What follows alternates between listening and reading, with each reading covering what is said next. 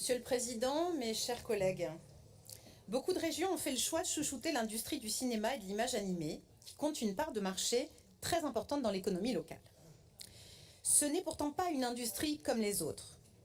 Productrice de biens matériels et immatériels, elle vend des œuvres de l'esprit, qui se construisent grâce à l'intelligence du collectif et la richesse des savoir-faire.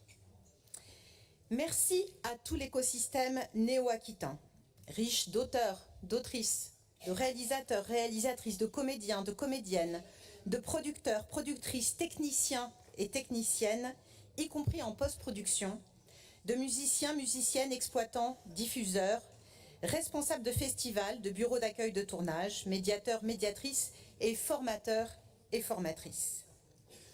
Comment accompagner au mieux l'ensemble de cette filière qui, comme d'autres industries culturelles, a subi de plein fouet la crise sanitaire et celle de l'inflation, notamment dans le domaine de l'énergie.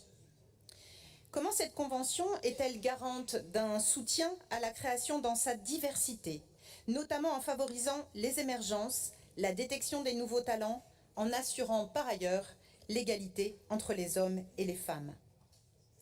Comment cette convention protège-t-elle la situation économique des auteurs et autrices, des compositeurs et compositrices indispensables à cette chaîne vertueuse et qui n'ont toujours pas de statut, pas de protection, ni sociale, ni juridique?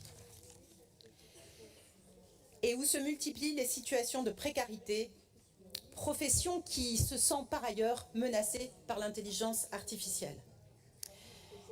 Comment protège-t-elle les techniciens et techniciennes du cinéma qui vous ont adressé un courrier au 1er décembre après une demande de rendez-vous avortée? Comment peut-elle sécuriser les parcours des talents d'une filière professionnelle expérimentée, compétente et reconnue qui ne se sent pas suffisamment entendue et réclame plus de dialogue avec les organisations professionnelles?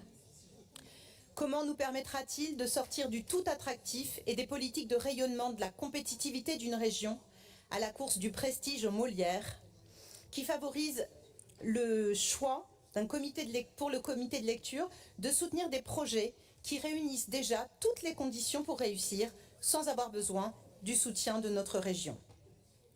Comment cette convention peut-elle apporter une vision pérenne aux grands festivals de cinéma qui font la vitalité artistique et la fierté de notre région et espèrent toujours pouvoir signer avec la région des CPO leur permettant d'anticiper et de construire sereinement leur budget? Comment cette convention apporte-t-elle la visibilité nécessaire pour structurer la filière dans l'avenir? Quel levier pour la création d'emplois et de perspectives pour notre jeunesse, pour nos jeunes talents? Enfin, qu'en sera-t-il après la signature de cette convention des éco-conditionnalités, des socio-conditionnalités et des éga-conditionnalités dans les 193 contrats que la région et ses partenaires signent notamment dans le cadre du Fonds Film pour un montant total de 10 millions d'euros? La tâche est difficile et il faut le saluer, le travail de toutes celles et ceux qui ont œuvré à la rédaction de ce contrat de filière, dans lequel on a pourtant du mal à lire une ambition politique claire. Mais toutes celles et ceux qui sont de simples usagers du cinéma s'en satisferont.